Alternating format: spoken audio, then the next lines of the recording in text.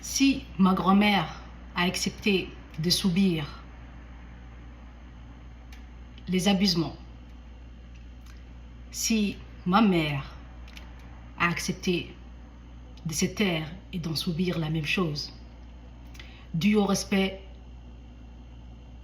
culturel, de la culture, tradition, communauté, et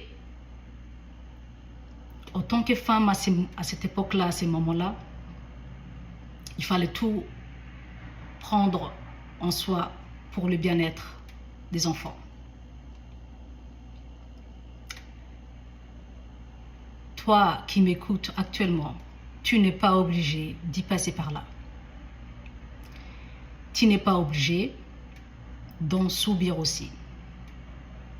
Certes, c'est malheureux.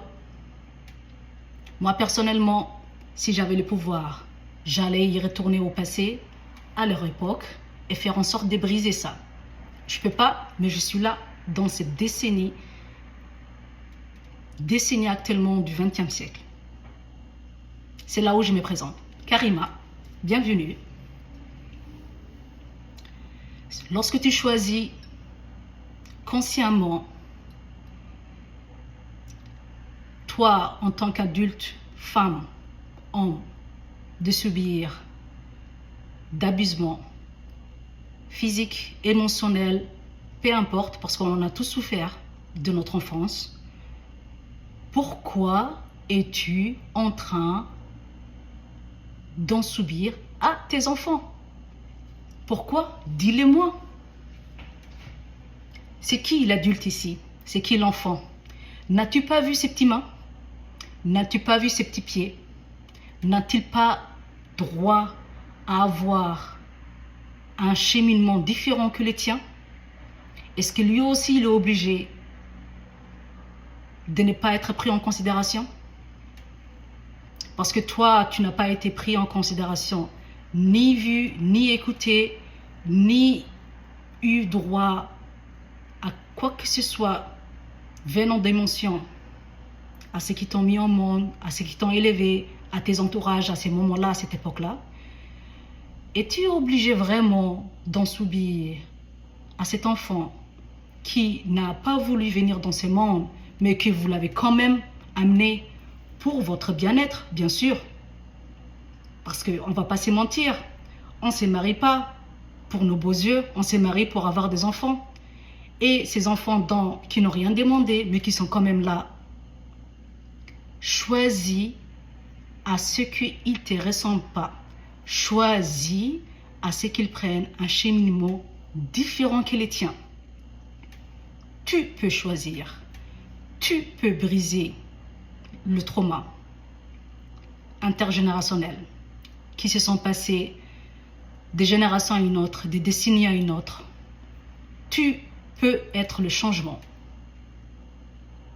Ne fais pas les mêmes erreurs que tes parents, tes arrière-grands-parents ou ceux qui étaient avant toi sont en train de faire. Tu as le droit de dire non, stop, je refuse, pas à mon nom. Et exactement, pas à mon nom.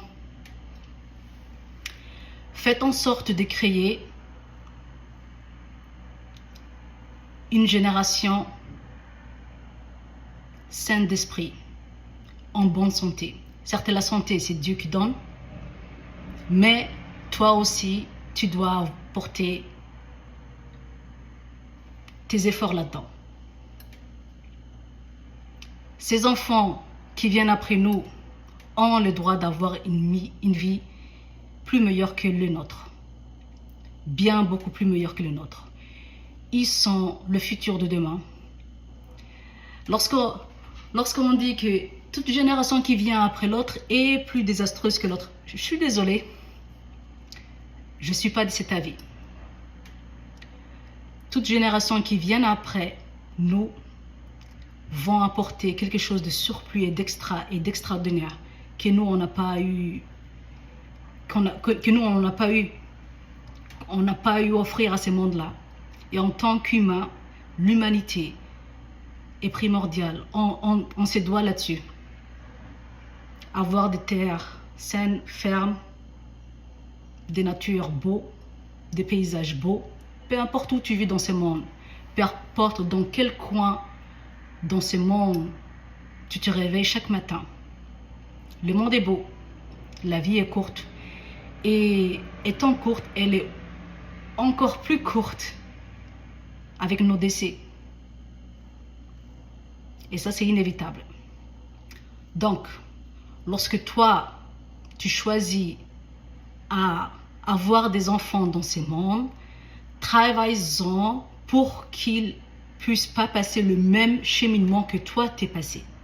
Parce que toi, tu en as souffert et tu n'as pas pu parler à ces moments-là. Actuellement, ils doivent subir. Non, ils ne le doivent pas. Ça, c'est pas ton rôle. Ton rôle est d'améliorer les choses. C'est pour ça que tu es là en tant qu'humain.